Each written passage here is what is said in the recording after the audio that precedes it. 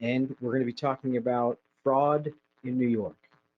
Thanks for joining me today as we all quarantine in place and deal with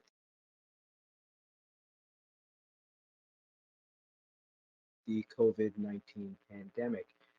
Today, we're going to talk about a really fun topic. I'm going to try to keep it light and a little bit fun. We're going to be talking about fraud. So I'm going to talk a little bit about the jurisdictional standards for fraud in New York.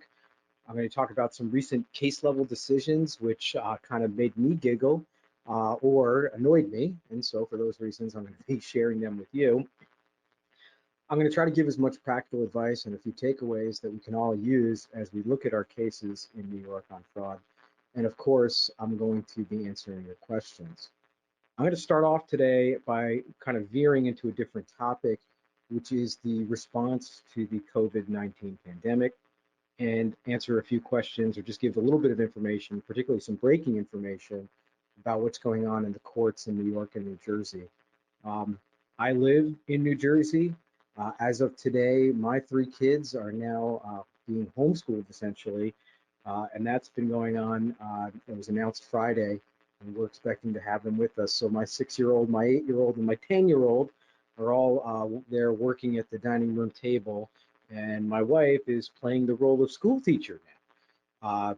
I want to just mention to everyone our business plan here at LOIS. We're keeping the doors open. We are still responding to clients timely. We're getting everything filed. We're filing answers to claims in New Jersey. We're responding and appearing in New York. Although the New Jersey courts this morning announced that there is going to be a 3-week no appearance rule. The courts will remain open, but there will be no appearances in courts for the next 3 weeks. I did speak personally this morning with the Director and Chief Judge of the Division of Workers' Compensation, and there is no plans to be able to hold hearings virtually or remotely at this time. In New York, all of the courts are officially closed to appearing in person, although the courts are open for remote attendance, and we do anticipate hearings will go forward normally in New York. Several of the hearing points have physically closed, and those include the two busiest, Queens or Jamaica hearing point and the Brooklyn hearing point that was announced on Sunday. But going forward, the board has also announced this morning at 8:15 in the morning, they announced that they will be relaxing some of the penalties and timelines for late filing, for failing to have an IME completed on time, or failure to comply with other court rules. That's important for my clients to know. Things like payer compliance issues, etc., are going to be relaxed in New York going forward. We did a webinar last week on COVID-19, the compensability of those claims, and I've been answering a lot of questions about them. Today, our topic is fraud, but if you have questions about coronavirus or compensability or anything else, I'm very happy to answer those as well at the end. And I will be repeating the question out loud. I'll be reading it, so if you want to type it in now, I'll answer it at the end. I will only say the first name of the person asking the question, and then I will repeat my answer so everyone can hear it. If I don't get to your question today, keep typing them in, and I'll type you an answer or call you after the webinar to answer your questions. I did send an email to all of the firm's clients last week to let them know that all of our employees, we have 29 attorneys, we have 52 employees, every single person here at LOIS has already been issued equipment and is going to be able to handle their work remotely. We don't see any service interruption now, although there are a lot of interruptions around here in this tri-state area. And that's everything from some towns are on actual quarantine or lockdown. Those don't really affect us, but they've now announced curfews, etc. In fact, my office in New Jersey now is under an 8 p.m. curfew. So we are seeing some real changes and disruptions start to roll out across the tri-state area. I'll be doing everything possible to keep my clients informed as we sort of deal with or see more restrictions or closures occurring. The most important takeaway is that right now in New York, no hearings are going to be interrupted. However, filing dates are being relaxed, appeal deadlines relaxed, payer compliance relaxed, IME deadlines relaxed. Again, any questions about that, please feel free to reach out to me. All right, if you're here today, I'm guessing you probably already have a copy of one of our handbooks. Please know that we have handbooks available, 2020 handbooks, completely revised for New York workers' compensation defense, New Jersey workers' compensation defense, construction defense, because those are handled in a very specific way by us, and of course, longshore defense. So any questions you have about that, I'd be happy to send you a handbook. Our monthly schedule for webinars also changed in 2020. I just want to remind everybody, first Monday of the month is our construction defense webinar. That's at 12 Eastern Standard. The second Monday of the month, we do our risk transfer webinar, and that covers risk transfer issues in both New Jersey and New York. That is led by Chris Major of my office. That's always the second Monday of the month. And then the third and fourth Mondays of the month, we do New York and then New Jersey focused webinars. All right. Let's jump into today's topic. Today's topic is fraud in New York. And just as a reminder, when you're typing in your questions to me, you can ask a question about any topic and I'll do my best to answer them. I'm thinking that today some of the cases and some of the topics we're going to talk about today are going to trigger some conversations and hopefully some good questions. But again, I'm happy to answer your questions on any topic in workers' compensation law in New York or New Jersey or longshore, whatever it's on your plate. I'm just glad everyone's joined us today. I can see the attendees, and we do have a lot of attendees today, so I'm imagining we're all working from home, and I appreciate everyone calling in. All right, first, let's talk just very briefly about what is fraud in New York and why fraud's important. Sometimes fraud's just referred to as Section 114A, and that's kind of like our offhand way of repeating or citing to the statutory authority for bringing up fraud as a defense to ongoing benefits in New York. Now, New York defines fraud as, quote, knowingly making a false statement or representation as to a material fact, which, by the way, material fact is for the purpose of obtaining disability compensation or benefits. The burden of proof is on the party raising fraud, which is almost always the carrier, and the burden of proof is substantial evidence. Essentially, it doesn't have to be perfect evidence. Substantial evidence is just something that the judge can rely on. And the judge has a lot of discretion as to determine as to whether something is fraud or is not fraud. And I'm going to talk about that in the cases we're going to examine coming up next. All right, first fun case I'm going to look at today. This is called Vasquez versus Stuffy Auto Body Shop. And this is one of those ones that just really annoys me, and that's why I'm putting it in today's slides. This is a case that was decided last January.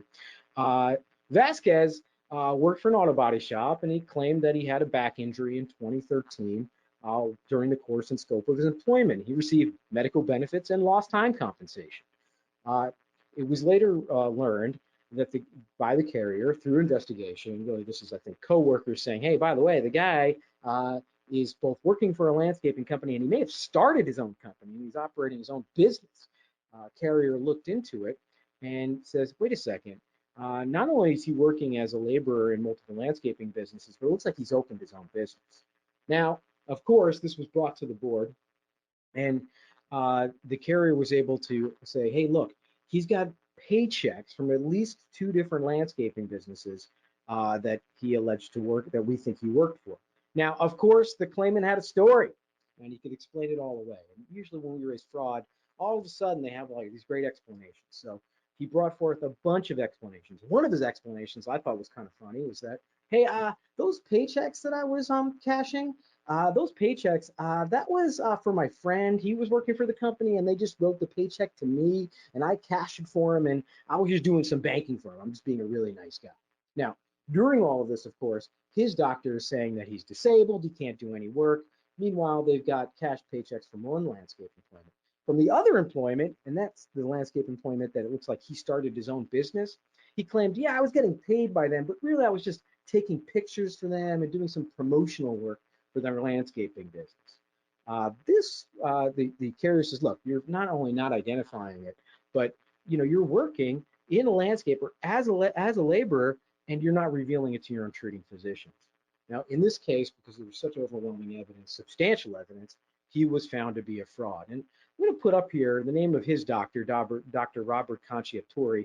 If you do workers' comp in New York, you've seen that name many times, and that's why I'm identifying this physician who's saying the guy is too disabled to do anything. Meanwhile, he's out there starting a landscaper business and working another one. The claimant attorney in that case is Kirk Teff. Where I can identify these doctors who we see a lot in New York and seem to say the person's always disabled, can't work, but then they get busted for fraud, I'm going to put them into today's presentation so that if you see these names come across your desk, maybe you're thinking to yourself, uh-oh, red flag, this doctor doesn't ever seem to notice that people have returned to work. All right, next case. The next case is called Angora versus Wegmans Food. This case was decided this September. It's kind of an interesting case because this is a warehouse worker. He had a shoulder injury that required surgery. He's out of work for a year, and it turns out that he may have opened a bar. And they film him on doing covert surveillance opening bar activities. Now, he admits that he worked at the bar. After a cross-examination says, quote, I received and enters orders into a computer. I did serve food and drinks and take out the trash.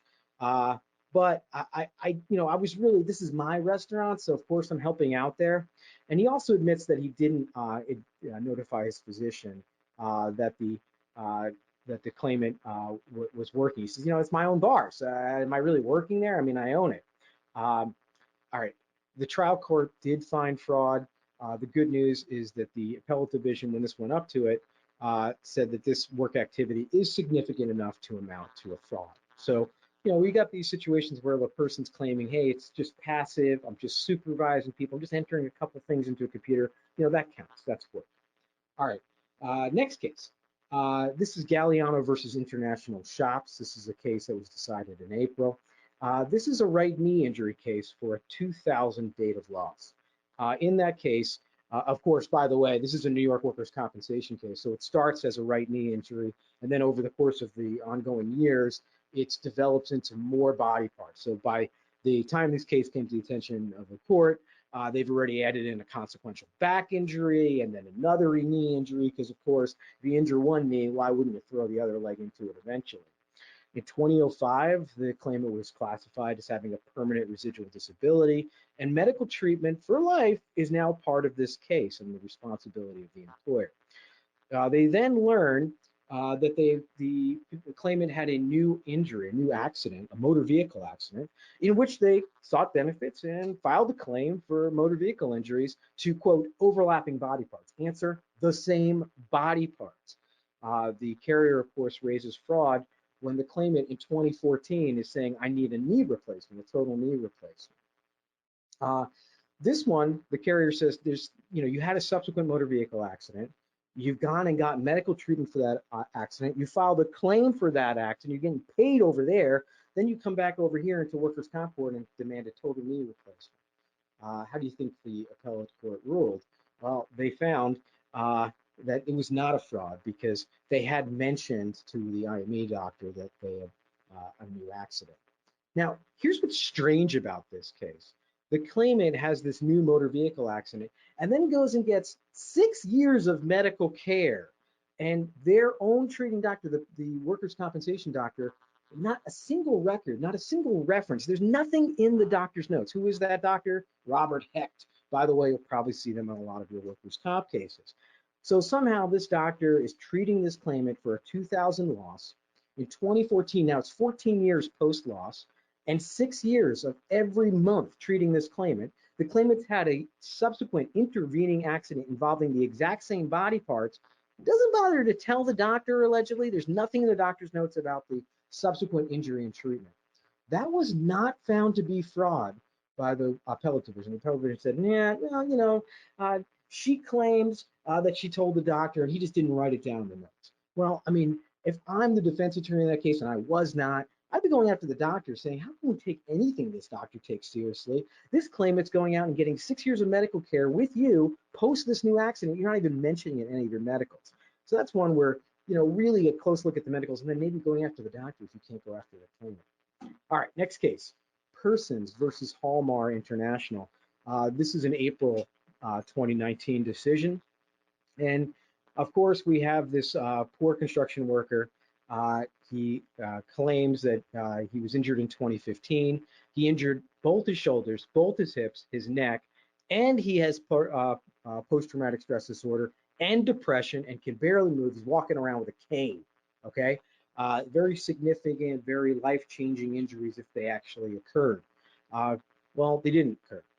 It was learned that this claimant was still working as a volunteer firefighter. At the same time, they were alleged to be too disabled to return to their original employment. They determined that he was working as a volunteer firefighter. And of course, volunteer work is not a defense to a fraud claim. Just because it's volunteer, just because it's unpaid, doesn't mean it's not work or work activity. And that would go for other things besides something like firefighting, which we would expect to be quite strenuous. Even things like volunteering at your church, volunteering for a charity, doing light or intermittent work, that's not inconsistent with having some residual work capacity. Now, interestingly, uh, he when he was challenged on this, and by the way, the employer had covert surveillance showing them to be a firefighter and showing them responding to a firefighting call. He, quote, was not able to remember, close quote, what he did in his role as a firefighter. In other words, when he was up on the stand, they said, well, you're saying you've got to walk around with a cane and you can barely move and you're in significant pain all the time, but you're volunteering as a firefighter. Tell us what your duties are for the firefighting. And, you'd expect he would at least lie and say, well, all I did was answer the phone, or maybe I washed the fire truck or something. But he said, no, I don't remember what I did as a firefighter. So they refreshed his recollection by showing him the videotape. They showed him responding to firefighting calls and being quite active. Now, interestingly, when they videotaped him responding to his firefighting calls, he wasn't using a cane. In fact, he look fine. So there's another case. And unfortunately, the name of the doctor who's treating him and saying that he's too disabled to return to work, but is apparently he's fine and he's able to respond to firefighting calls without a cane. The name of the doctor is nowhere in the decisions or the court papers. So I can't tell you which physician was missing this obvious fraud, but that's really a place I would look. Next case, Stone versus Salisbury. This is a case that was decided last May. This is a claimant with a 2002 injury to the lower back, established and accepted claim. Paid benefits until 2016, and then he was incarcerated. What was he incarcerated for? Operating a methamphetamines drug lab. Let me repeat that again.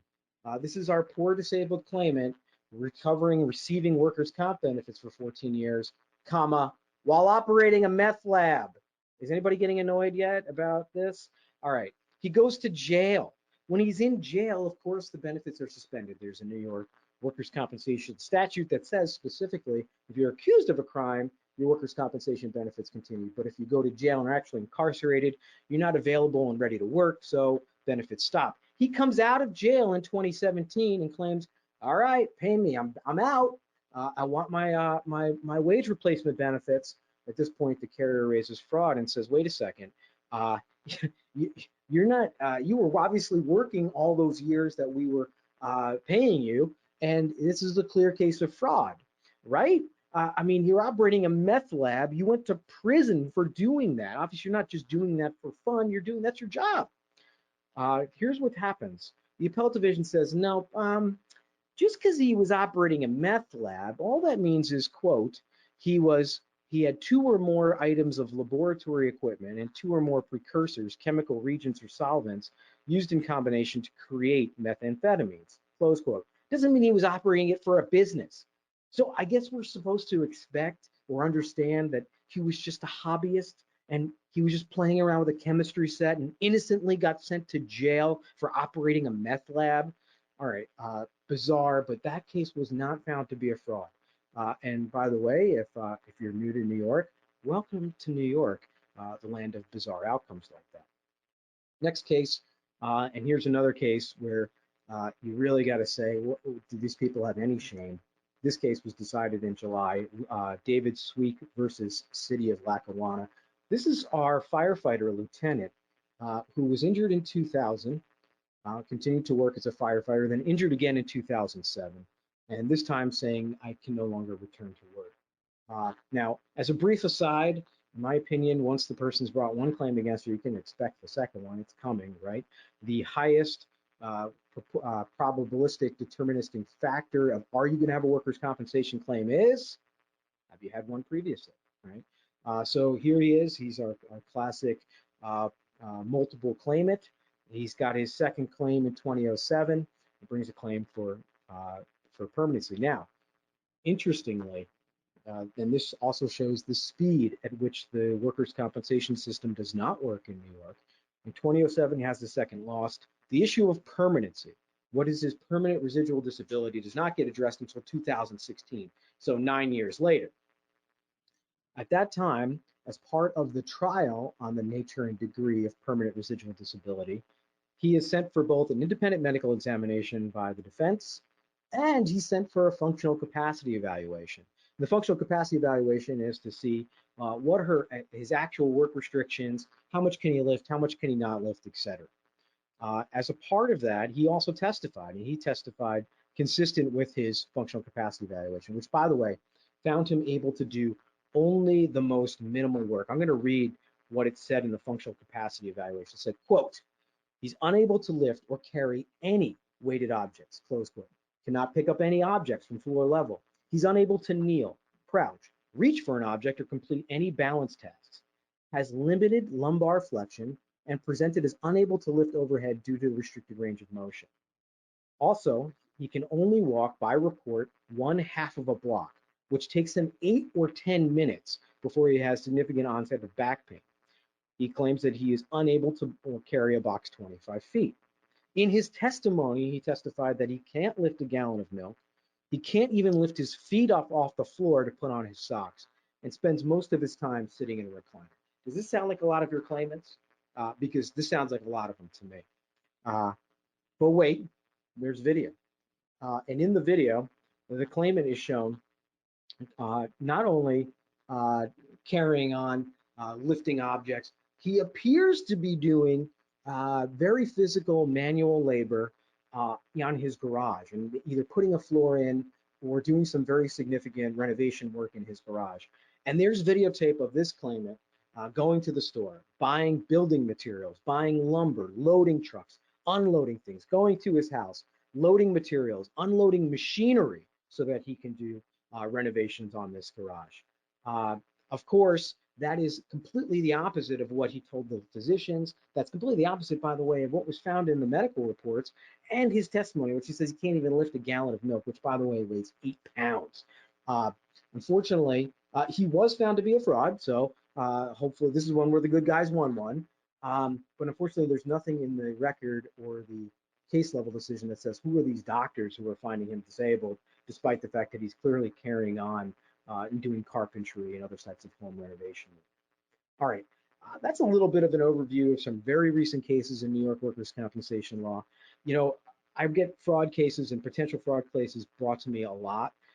And I'm in the unfortunate position of often having to explain to my clients, you know, they're going to be able to try to explain their way out of or challenge a lot of the stuff, even things we find on video.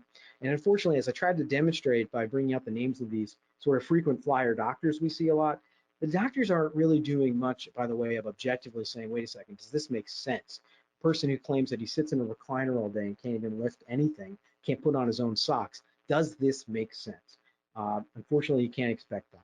All right, we're into the live question and answer section. So I'm hoping that I got a lot of interesting and fun questions to answer today. Let me open up that panel.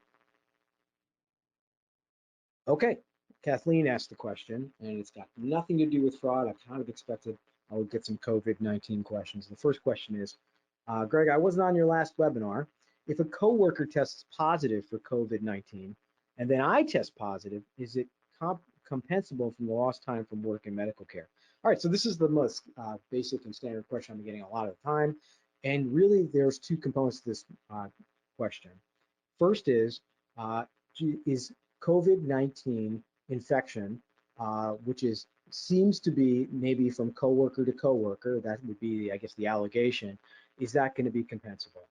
And the answer is, in every state that I practice, and Longshore, if the claimant can show something peculiar or distinctive about the employment that's going to enhance or increase their risk of exposure, then, and by the way, there is a specific documented exposure which results in infection, yes, it's likely to become compensable.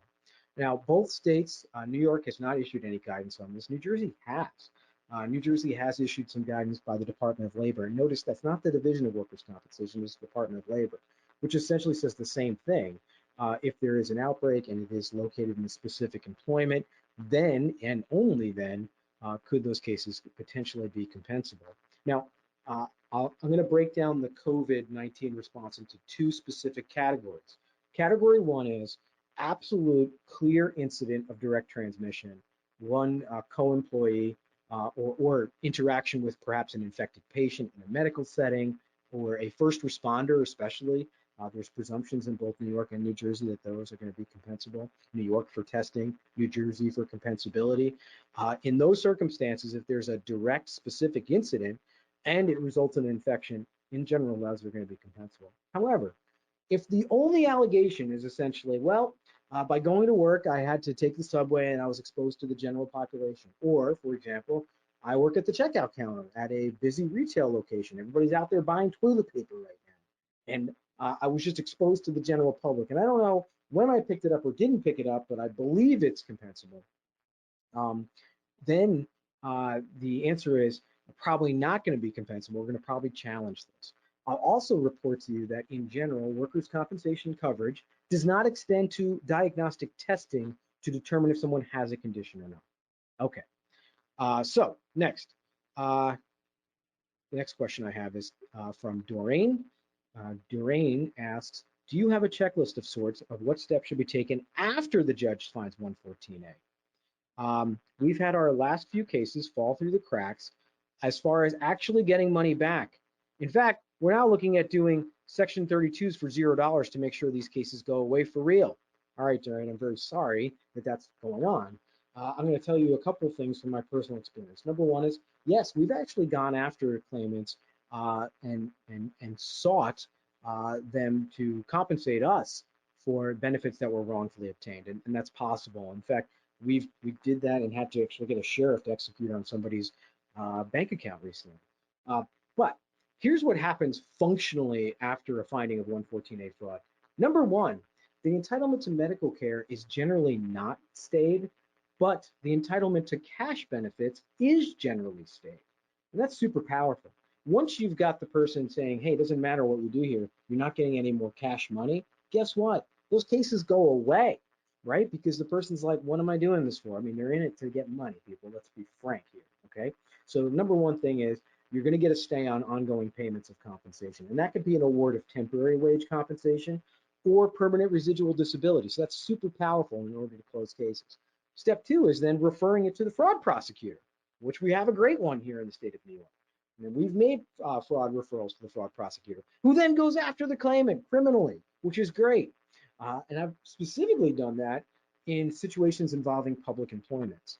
You know, unfortunately, I've seen some really terrible frauds, and we did an example today of firefighters. Actually, there's two firefighter examples, but they're also rampant amongst the public safety or police community. In fact, I've got one, I just got a fraud decision against a former chief of police. So, you know, that's where we see those things going. And there's, I think, a very useful illustrative effect, you know, a demonstration to the other coworkers, the colleagues in the employment that see this guy. They see this person who's stealing from them, who's doing something they know they're not going to be doing. Now, when do we find out a lot of times about a claimant committing fraud? And the answer is, it's a pissed off coworker.